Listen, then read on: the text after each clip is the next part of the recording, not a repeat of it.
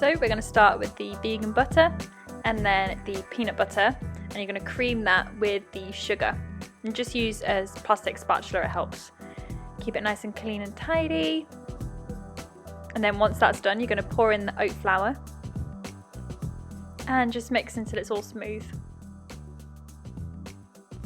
And then for the cookie, I've actually used the rhythm bars and chopped them up because they are so delicious. They're like creamy. You wouldn't even know they're vegan. They're so milky. It's delicious.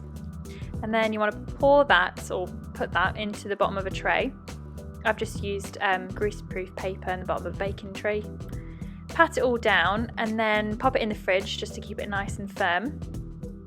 And then pour over some melted chocolate. Now obviously you can double this up, you can go mad with it. You can add like 300 grams if you want a massive layer, but I just used 100. And then welcome to the world's worst scoring. What is this carnage? What are these carnage scenes we're seeing here? I've not even followed the guidelines. I'm going rogue. Just look away for your own benefit. But on a more positive note, let's take a look inside.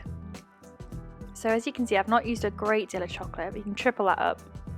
But the actual texture is so tasty. You've got these great big chunks of the chocolate bar. They're just a great shout if you're looking for a treat to have in your fridge for those moments where you just need something sweet. Hope you enjoy.